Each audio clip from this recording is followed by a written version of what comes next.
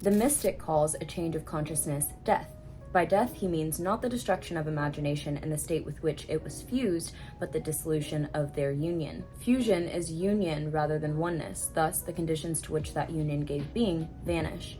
I die daily, said Paul to the Corinthians, 1 Corinthians 15:31. I want to talk about this notion of I die daily. Every day you have the choice to leave behind the old conception of yourself and live a new experience.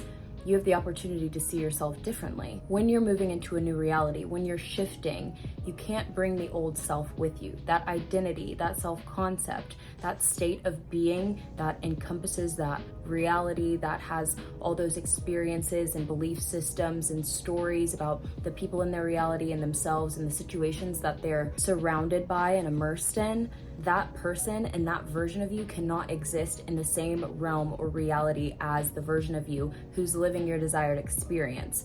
If you're continually reaffirming the old story, if you're continually seeing your life and your circumstances through the eyes of an old identity who has different expectations, different assumptions, different belief systems, different ways of thinking and being in their reality, there's no alignment between the energy that that state of being encompasses and that matches that reality and you not being a vibratory match in the reality that is seemingly removed or separate. The thing about all these realities is that we all know they're all superimposed, not even on top of each other, but laced together and ingrained within each other in ways that we can't even comprehend. But what we do know is that this infinite realm of possibilities is completely accessible to us. We get to make a choice through our awareness, through our state of being, to be the version of ourselves living the experience that we desire. So I love how Reverend Ike talks about the cross and Christianity and what the cross really represents. And that's why sometimes even to this day, I still wear a cross. And I remind myself when I look at it,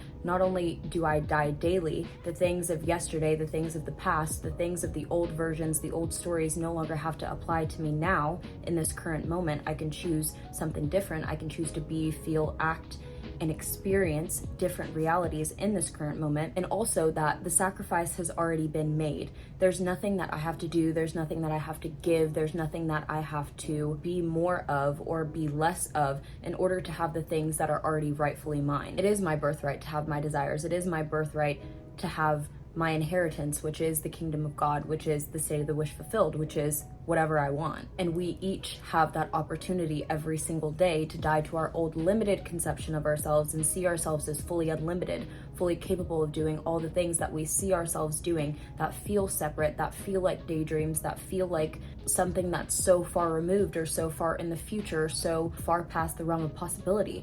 But if you can imagine it, if you can see it for yourself, that version of you already exists. That version of you is already living that experience now, is already there, is already fully equipped with all the knowledge they need in order to live that life, in order to give you all of the things that now you're desiring. There is a version of you that you can step into, that you can embody, that already has those things. That's no longer in a state of wanting, but that's in a state of having. And you can choose to be that version of you now. Our old man was crucified with Christ that the body of sin might be destroyed. So the old man being your negative self-concept or your limited image of yourself, and Christ being your I am consciousness that already has created all things and is all things. So it is full awareness, beingness. It is everything. It is the awareness of being the all. So that is your Christ consciousness, knowing your creative power, knowing who you are, and using it righteously, which is to destroy the body of sin. There's no one outside of you judging you for your sins. How we can think about a sin in this context is when you go back to that limited version, when you see yourself as not capable, when you see yourself as detached or far removed from your true state of being, your true awareness, your true knowingness as that I am. That would be sinning. That would be missing your mark. When you are without sin, when you are righteously using that Christ consciousness, you are dwelling in a state of the wish fulfilled. So it means you know what you're capable of, you know what you're allowed to have, you know that all these opportunities and possibilities are here for you now, and it's only your choosing and deciding. It's not that you have to ask for them. It's not that you have to do good long enough to be worthy of them. You let the old limitations of the past die. You let the old man die, and through releasing that body of sin, you are made new. So Reverend Ike says, our negative self-identity must die that we might live. So that means living through your soul's desire, living through your true wants, living without limitation and without fear, living through faith in your new identity instead of submitting to old concepts and old constructs and the old body that's identified with the old man. So every day, every moment even, you are made new. You make numerous choices every single moment that are shifting you from reality to reality, from lifeline to lifeline.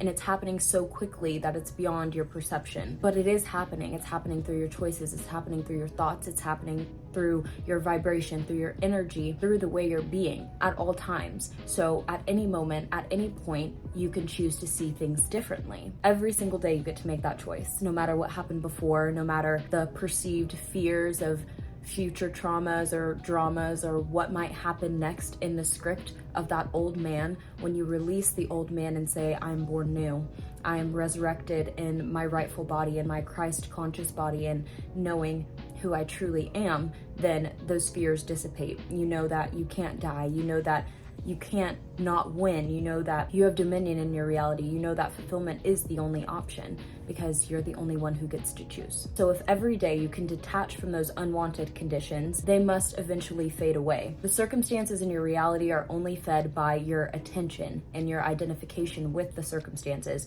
the level of importance that you place on them, and the meaning that you put on these situations. All these things culminate to make your reality feel really real and really solid. And you wake up every day and you look in the mirror and you see seemingly the same person, seemingly the same circumstances, seemingly the same stories. But it's only because you continue to perpetuate that story, you continue to look in the mirror and see the same old man, that it continues to perpetuate day after day after day. So a technique that Neville taught that I see as extremely beneficial is to revise your day every day or every night before you go to sleep.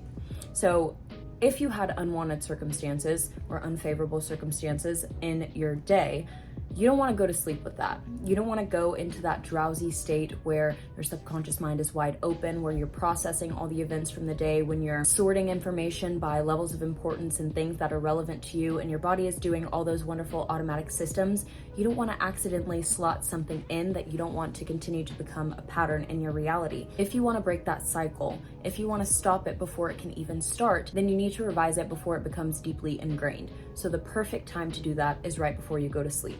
So when you're laying down for bed, go through the events of your day and start to see them favorably. Start to see them the way that you would have wanted them to go. Play your desired scene, do your sats, and live that day as if it was the day that happened today. So go through a day in your life. How did you wake up? What did you have for breakfast? Where did you go? Who did you talk to? What did you wear? Start to live in consciousness as if you are already this person, already living this life, and do that every single night repeatedly. By doing this, you're not allowing what's in the 3D to solidify anymore. You're no longer taking what you see as the current circumstances as fact. You're placing more emphasis and more importance and more attention on what you want your reality to be and what you see as the true reality, which what you see in 4D consciousness, what you see in imagination is the true reality because it is your consciousness, it is you being the observer that manifests reality. So if you continue to put your attention and your focus on that end and on that desired version of yourself, and you continue to feel into that version of yourself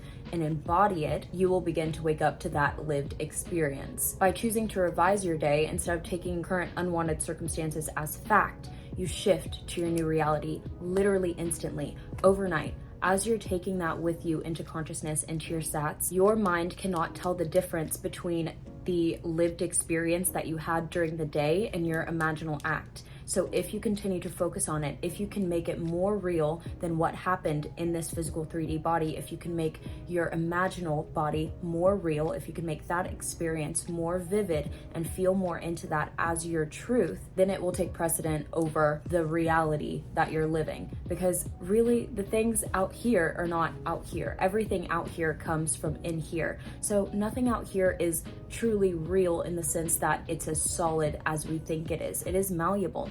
And you can choose to go into consciousness and shift things around and move things around and make it the way that you want it to be.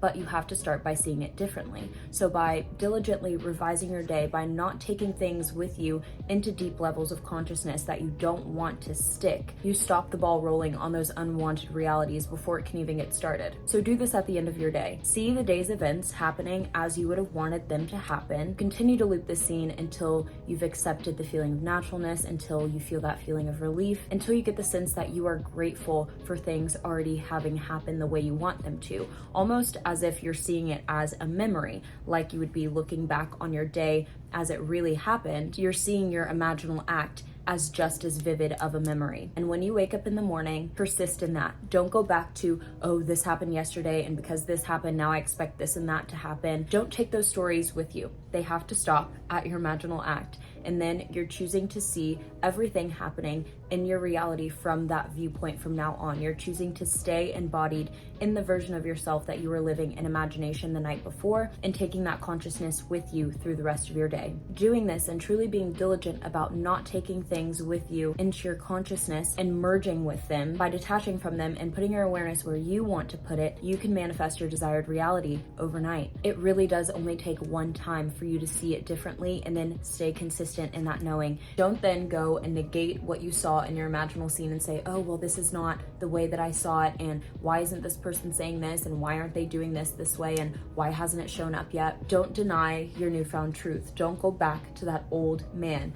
When you say death to the old man, when you are born anew, you have to bury the old man, and you have to not be a grave digger. This is getting a little bit morbid, but do you get my point? Don't go digging up the old story. Don't go digging up the old man. Even if you see the ghost of the old man, maybe flick some holy water on him or some Florida water and give yourself a couple Hail Marys and keep it pushing, okay? We have to keep it pushing. Do not be scared by the ghosts and ghouls. Remain faithful to your vision. Remain faithful to your image. If you are not allowing those experiences to penetrate into your subconscious mind, they can't solidify. And if you're focusing your attention on the new reality, if you're continuing to identify as the version of yourself in that new reality, then things in the external must change, because now you are an energetic match to a new reality. So that is why you have to die daily, so that you might live. You have to die to those old conceptions, the old limitations, the old story, seeing things in a way that is not serving you.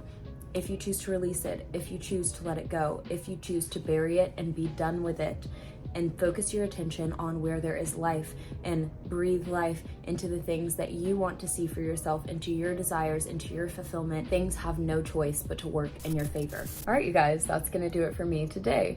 I really hope you guys enjoyed and got something of value from this video. Please be sure to leave your questions, comments, concerns in the comment box below, and check out the description for my social media links, services, all that good stuff is down below. And other than that, I love you all so much. Thank you for being here, and I'll see you next time. Bye.